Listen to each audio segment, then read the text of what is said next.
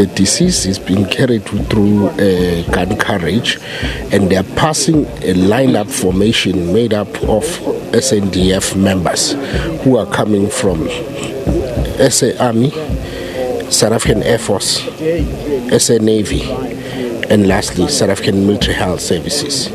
These members will then move with the carriage.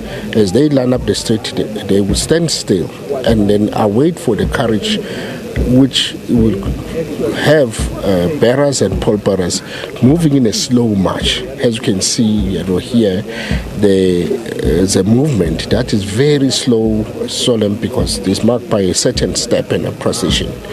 Once they've reached the gate, the deceased will be then be taken through a normal mechanical work and moved inside the yard. As they move, there will still be a slow march. From there, they would then move to this side where there's a burial grave. He will then be positioned. Afterwards, there will be a procession again, whereby there will be a national salute. All members in uniform will take a salute in a form of showing respect to the fallen hero of the nation. After that, there will be an act of military drill where the pallbearer or the chief marshalling officer will instruct the pallbearer to undrape the casket.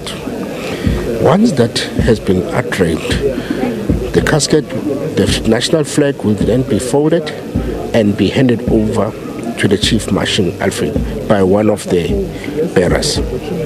Then the bearer itself, the Chief Marshalling Officer, will then hand over to the Chief Mourner, which in this case will be the Chief SANDF.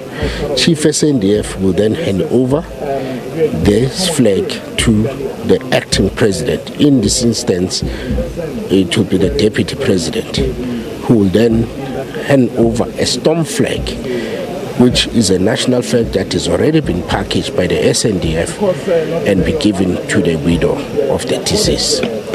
And then we know that there's going to be 19-gun salute. Just talk to us about the significance of this 19-gun salute as opposed to 21-gun salute. The 19-gun salute is normally accorded to the deputy president to symbolize the dignity and his contribution to the state, and as a form of salute and respect that is accorded to him. If he was still serving and he passed on while still serving for the state, he would have been afforded the same 21 salute. 21-gun salute is when we have passed on while still active on duty. So we all know that he had retired from the service of being a public servant. Therefore, that is a difference. The 21-gun salute is sometimes also accorded to generals, including the presidents, whether they are still serving or not serving. It's mandatory. Like we have seen with Tatu Matiba, he was given that 21-gun salute. And then also that day, then you will hand over the body to the family, because then the family would have to have their own private ceremony. Just talk to us about that. Once that ceremony has ended, there will be a last word from either the president or the chaplain to symbolize the end of the military funeral. Then SANDF will then withdraw, and now it will be the commencement of a private ceremony